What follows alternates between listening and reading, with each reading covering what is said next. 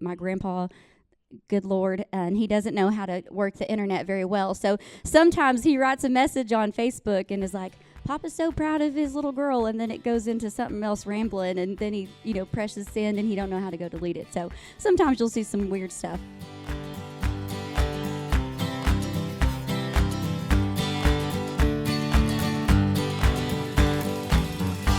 Billie Jo, such an honor to meet you, and I've heard such great things about you, but with my show, it's beyond the money. So we're going to go a little bit deeper than just finances and money, but I deal a lot with retirees, and so tell them a little bit about your story, your money, your songs, your music, kind of what influenced you and where you're at in your journey. Yeah, that is great. I was actually raised by my grandparents since I was one. They're 90 and 86 years old, and they still come to a lot of my shows as much as they can. But I was raised on what I call the oldies but goodies. So Ray Price, Loretta Lynn, Tammy Wynette, Patsy Cline, all the greats. And I'm so thankful for that because my grandparents took me in because my daddy was a truck driver and my mom was and still is a drug addict to this day. And so I'm so thankful for them because of them, I'm telling you, and I'm doing this. I mean, I love to sing, for myself, but my grandparents are the most important things to me in the entire world. And seeing them be so proud of me and everything that I've accomplished in my life is what it's all about. So. Oh, it is. Your influence and your roots. I grew up really close to my grandparents, and some of the best wisdom, although as a teenager I might not have realized it, but as I get older, it certainly just rings true. And my grandmother's favorite saying was, getting older is not for sissies. So there may be a song for you one day. I like that. We need to write it down. But, just so tell me a little bit more about that with your grandparents. Obviously, they're very proud of you. Mm-hmm. What was some of the greatest inspiration or encouragement that they gave you to stick with music? Because it's a tough industry. It is. And I'm thankful because there's, a lot of artists and musicians out there that have tried to make it in this business, but they didn't have a good support system at home behind them. And I'm a firm believer in that because I've seen several talented people that, could have gone all the way if they'd have had that support behind them.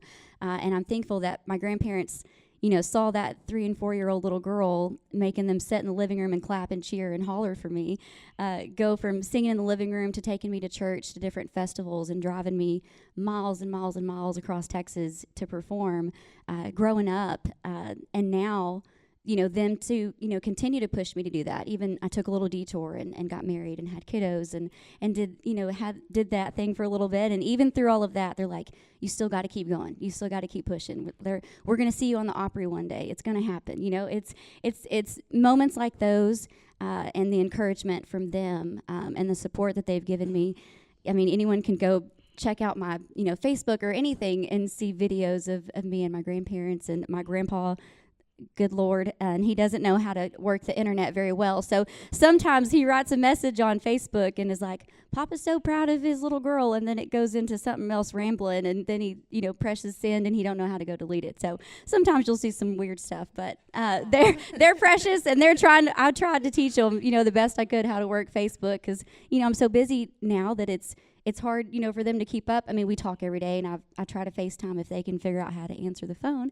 But they keep up with me. They see everything on Facebook, and, people reaching out. And now when I go play shows, they'll come up to my grandparents, just random strangers, and they're like, we just feel like we know you through your daughter and her music and through Facebook. And so it's really precious to see that I tell them all the time I've kept them young. And so they're still, I still feel like they're 60 years old, even though they're 90 and 86. So I'm super thankful to have the support of them. Oh, sounds like you're very blessed. Have you written any songs for them? I have. I wrote my life story a couple of years ago now, and I honestly was pretty private about the reason for my grandparents raising me growing up. I didn't tell a whole lot of people why, and so it took a little bit to get the courage to do that. Until a couple of years ago, I sat down and started thinking about what I wanted to say. And I honestly had full intention of kind of being ugly because I had that hurt and anger and resentment going on in my heart.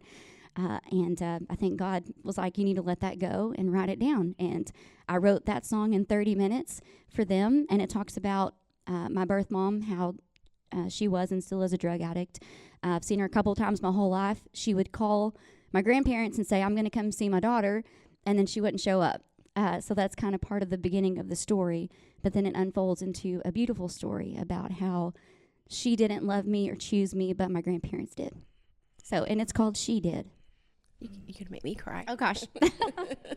Trying to keep it together. That's okay. I think that probably brings out some of the best of your music, though, right? The emotions, the hard-won wisdom sometimes is really the result of something most beautiful. Yes. Yep. So who were some other influences? You said you listened to the older country music. I mean, I did too. Charlie Pride, Conway Twitty, Loretta Lynn, all the goodies, right? And Dolly Parton's always been a favorite of mine too. But like, who was your greatest influence if you could pick one that like I want to kind of aspire to be a little bit more like her? Oh, that's hard. I would have to say though that my biggest inspiration, I mean, not only because she had kiddos and she did this thing with, I think she had 6 kids, was Miss Loretta Lynn. I do not know.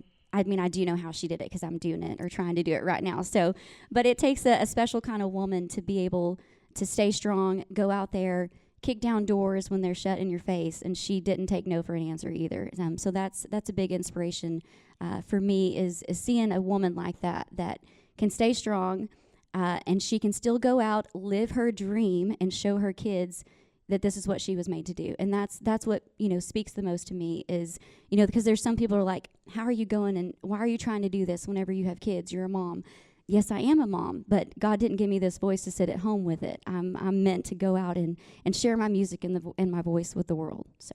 It's tough, and congratulations on your baby. Thank you. I've got 2 young grandchildren, so how hard is it to find someone to go along with you? Because everybody's going to judge you, so you kind of have to let that go. Yeah. But finding someone that you trust to go alongside you. I know you've got, is it Lynn here with you? And you've got some music background yourself, right? Yeah. How hard has it been to kind of keep up with Billie Jo? Oh, it's really hard. She's got way more energy than I have. Even as a mom. Yeah, with a mom and singer. And in fact, I'm probably going to write a book at some point called iPhone Record Label Executive, because I've been running this record label and this management company and this publishing company for my iPhone. So I'm just driving all over and running around and taking care of all these things that she's got going on. It's a lot. We've got 3 artists on our label, and she gets a lot of attention because she's really on the rise. But chasing her down through the airport was hard, just getting here. I sweated through everything chasing her with bags and everything else, so she's worth it though.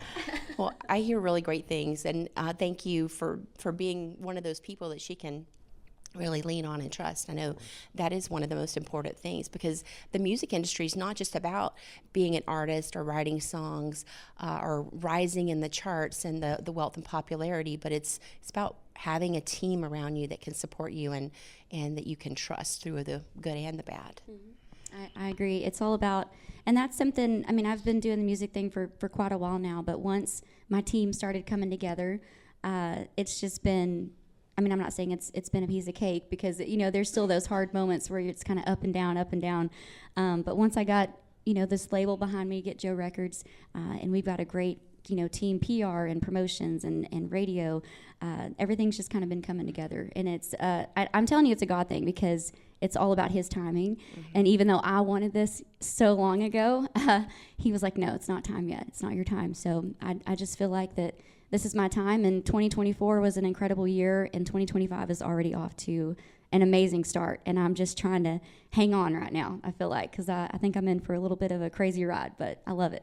Well, my advice to you would be enjoy the ride, just take time, savor it all in, and enjoy your baby too. Thank you. It's all part of it, and it goes by so quickly. And just remember my grandmother's wisdom. Getting older is not for sissies. So I love it. So there'll be probably some moments that you'll maybe reflect on that as you go through. And I've heard that you're going to be the next Shania Twain, so I can't wait to hear your music. That. I like to hear I that. like that. Thank you. So I look forward to hearing you play, and best wishes and best of everything as you go forward. Thank you so much.